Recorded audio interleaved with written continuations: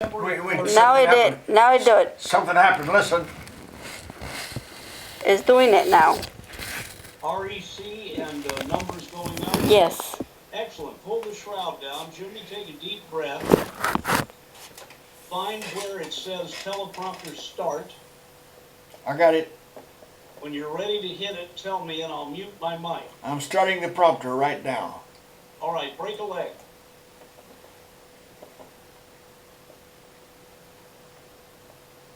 Type or copy and paste your script here and press Start Prompter.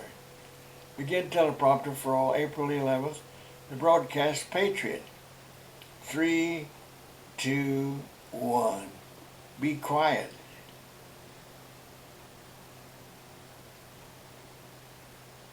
Mark.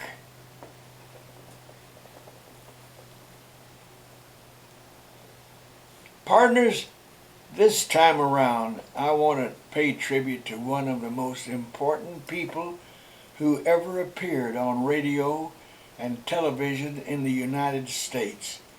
This person did more to raise money for war bonds during the Second World War than did any other performer. And it's a little known fact that this person was not only the driving force behind the building of the memorial at the USS Arizona at Pearl Harbor, he was also one of the founders of the Easter Seal Campaign. And if that weren't enough, he was the sponsor of the Jimmy Fund. Partners, that's a national charity to help fight cancer in children. What a guy. Friends, I am of course talking about Ralph Edwards. For 50 years, Ralph Edwards was one of the most creative forces in radio and TV, and at his request, the city of Hot Springs, New Mexico renamed itself in honor of Ralph's highly successful radio and TV show, Truth or Consequences. But even though we honor Ralph in this report, we'd like to tell you about one of the remarkable shows that Edwards ever did. So, for a moment, let's go back to Christmas time, 1947. Ralph Edwards did his Truth or Consequences show live from a military hospital in San Diego. He surprised a young man who was not only alone that Christmas, he'd been left paralyzed from the neck down during the war. Using the magic of radio and the help of a lot of people, Ralph led the young man on a magical radio trip back to his hometown in Greenville, Tennessee. Using remote microphones, Ralph took the badly injured GI down the streets of his home city. The paralyzed soldier was able to talk to old people and the members of his church. As the show went on, more and more people joined in. More and more tears started to fall.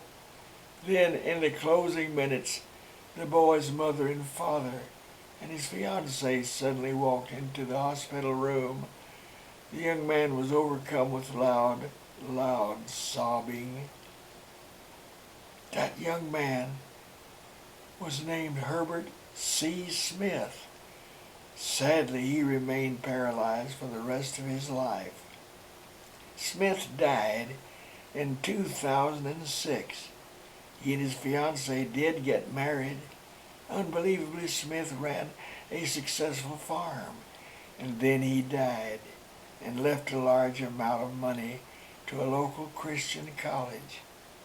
So, let's remember the name of Herbert C. Smith, one of the best examples of the courage and sacrifice of American servicemen and women. He fought and nearly died so we could be free.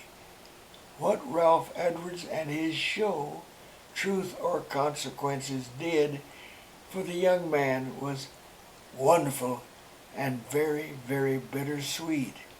Sad, but lovely. Ralph Edwards and Hubert C. Smith, two people whose names we should never forget. Okay, partners, you know the drill. Click that big red X up there, and you will be immediately whooshed right back to the report page. I love you. I love you so much. Yes, really. Go get 'em, Tigers. Jimmy, that was one of the best reads you've done in years. I think it was. Okay, now, Claudia, you don't want to turn off the camera, or that'll erase what Jimmy did, but you want to hit the far right button again, which should shut off the recording.